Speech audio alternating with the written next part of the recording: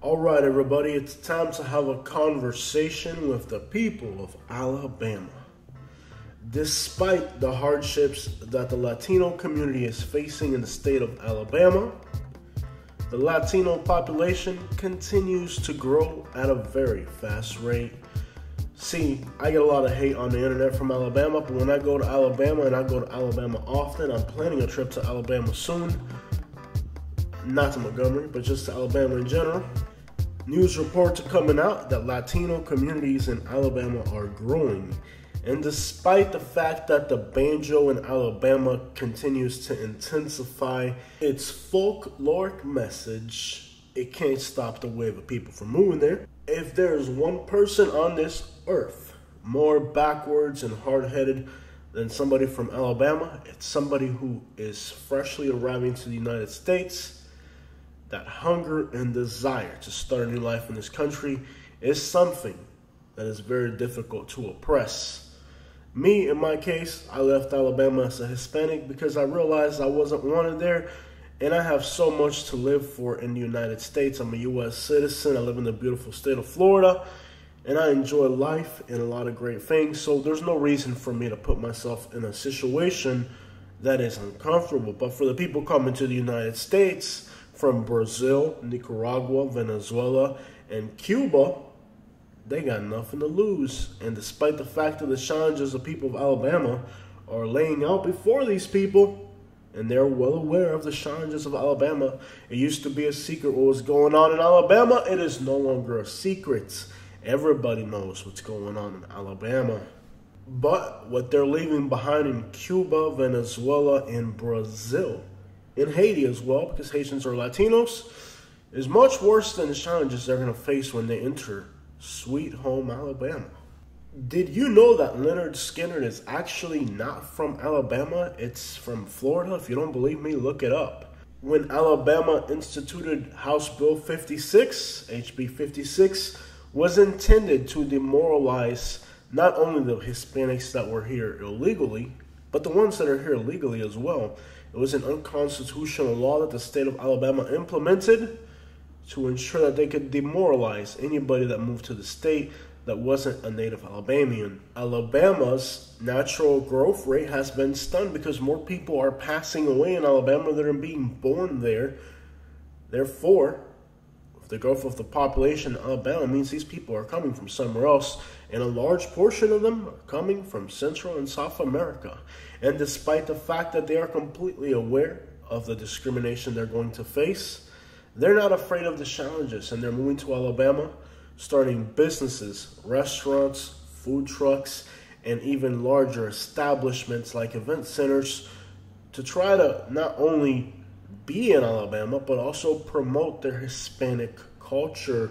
And this is happening in small towns from Jasper to Huntsville to Baldwin County. All over Alabama, Hispanics are moving, and they are not afraid of the challenges that they're going to face. From a Venezuelan restaurant in Jasper to a Nicaraguan restaurant in Huntsville, Hispanics from all over are starting to move to Alabama. And these are completely new immigrant groups. These are not like the immigrant groups that came in the past.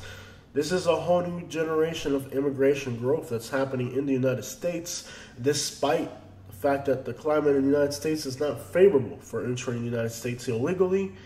The conditions in other parts of the world are bad enough that people are no longer concerned with the consequences.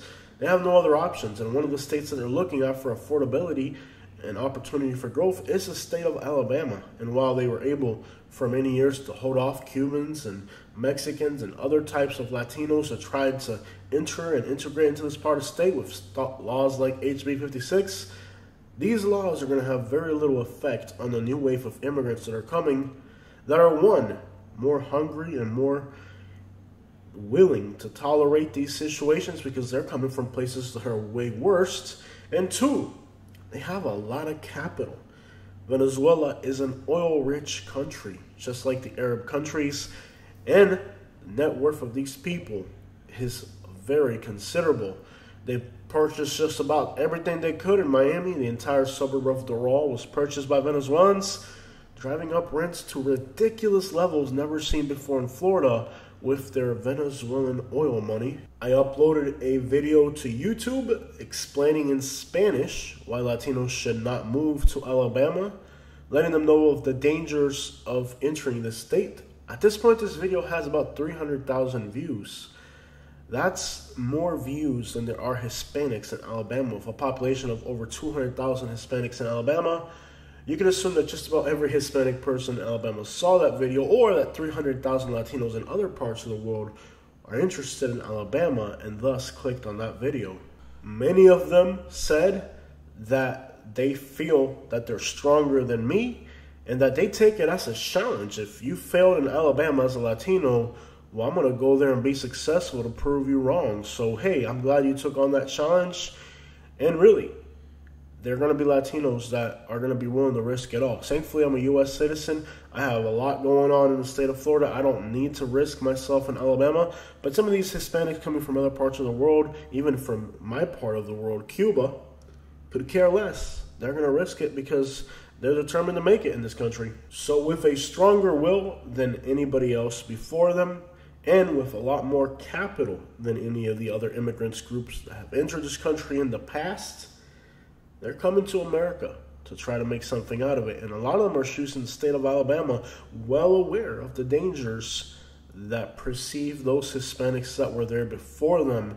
If we backtrack a little bit to when HB 56 was put in place, many of the farmers in Alabama suffered greatly, and the transportation networks that were moving all those farming goods across America also suffered greatly.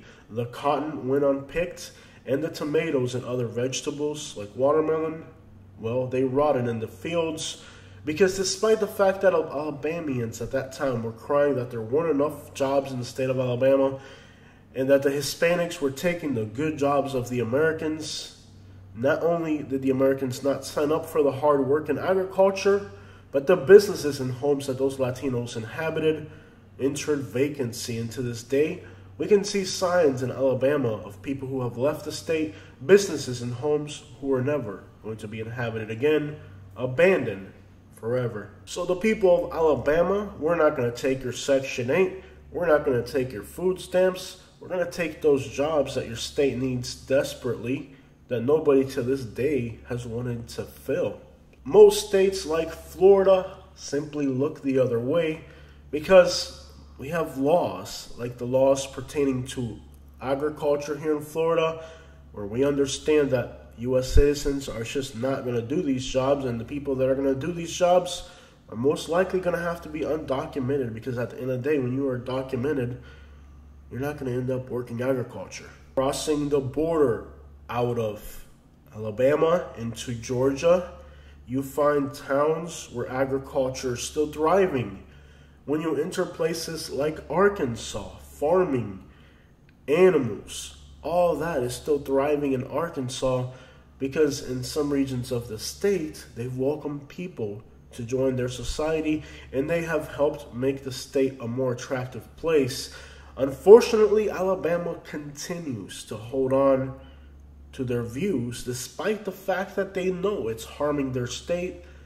They would rather take a loss than allow people from other places to enter their state. And they're going to continue to fight back harder than ever. But again, will the will of the millions of people entering this country from places that are way worse be stronger than that of Alabama? I can tell you that the efforts of the people of Alabama to expatriate those people that are moving there is very strong, and that the people that are moving to the state are going to face some of the most 1960s stuff that you could imagine that is still happening in the year 2023. But despite that, it's not going to stop these people, because they're coming from worse places and worse situations, and they're not afraid to tackle these problems head on.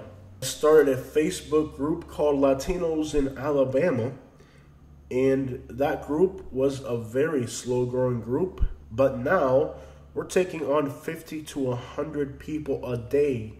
And when I asked them to join the group, questions like, are you moving to Alabama, or how long have you been in Alabama, they're either planning on moving to Alabama or they're very recent arrivals. I actually did a poll in that group, and the results were astonishing. Most people, only one person said they had been there for over a year. Most people said 3 months, 9 months, 2 weeks, 1 week. Means Latinos are arriving in Alabama at a rate that's unprecedented.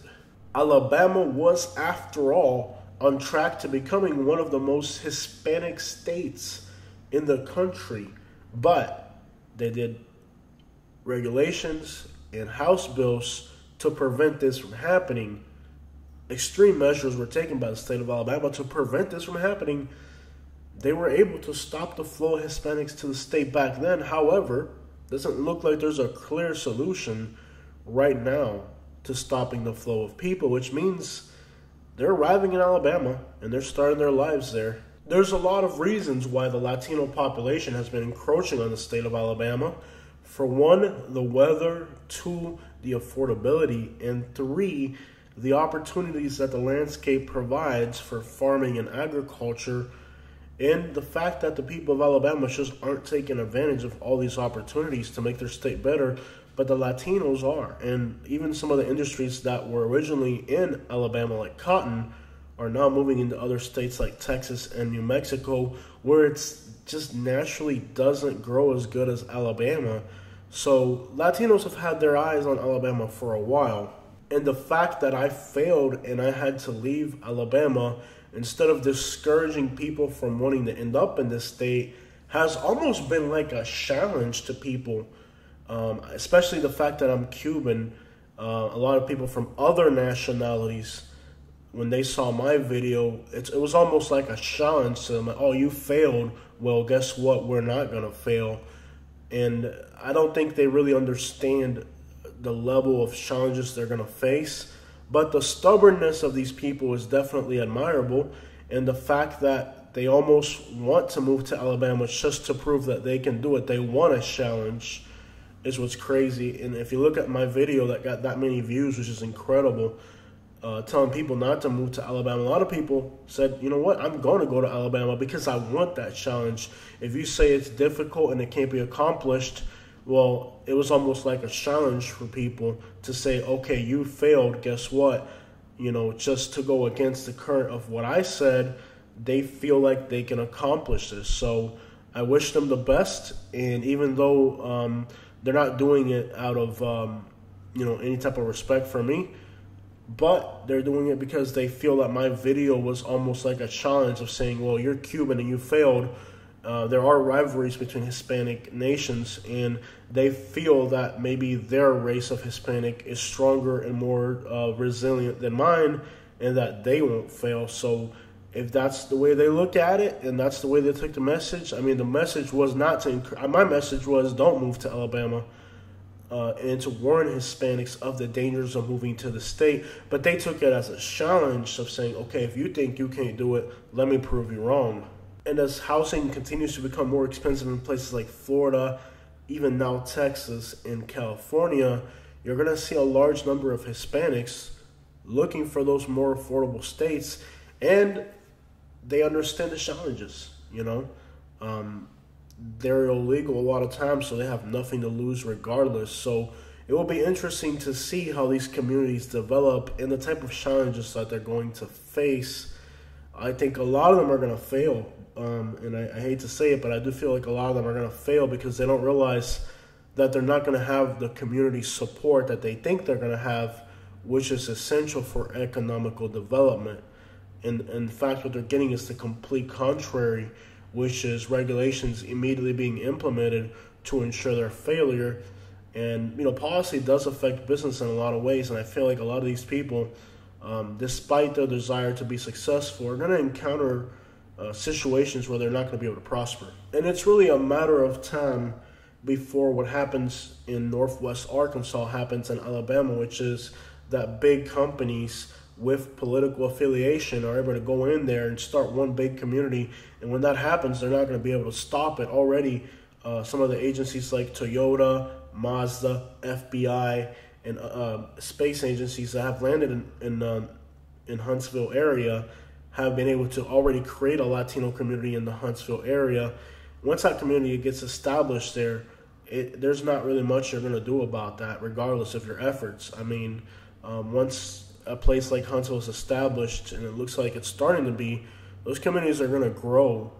And it seems like also towards Baldwin County and Daphne, towards the southern region of the state by Florida Panhandle, it seems like in that part of Alabama, there's enough Latino business and influence already. And, not just in labor, you're also looking at real estate, you're looking at a bunch of other areas where these communities are starting to become established in Alabama. Even the Birmingham area, which has had more challenges than any other community other than Montgomery, the Latino community in Birmingham is also starting to get planted and get a firm foundation there economically. So despite the challenges, despite the hardships, the Latino population continues to grow in Alabama. And as long as the influx of new migrants is larger than the amount of people they're able to expel with their hostilities and laws, the population is going to grow. There was already 200,000 Latinos when I was in Alabama, and this population today may easily be 80 to 100,000 more in a matter of a year. And that might seem like a large number, but keep in mind that there's record numbers of people leaving Cuba, Haiti, Brazil, Venezuela, and they're looking for new horizons and new places to get established. And Alabama is starting to be one of those places that, despite all the efforts to keep them out, they're going there. Let me hear your thoughts and opinions, and what do you think about the situation in Alabama? Do you think when you look at a state like Florida that has entire communities of Hispanics like Miami, Doral, West Palm Beach, Naples, Fort Myers, Tampa, Orlando, so many Hispanic communities in Florida that are thriving economically. Tourism is incredible. The state's been able to grow. The housing has been able to become like the fastest growing state for a very long time because they've been able to keep up with the demand for housing because they have a labor force accessible. Do you think that Alabama could benefit greatly from allowing Hispanic communities to grow, and that Alabama could be like Florida, where the Hispanic community promotes growth, promotes fast economical development, and a labor force can be accessible for the thriving of these communities? Or do you think the people in Alabama are just too stubborn to know what's good for them? I think that people of Alabama know very well the economical development that these Latino communities can have, but they don't care about economical development. They want to continue living in the post-Civil War era. Check it out.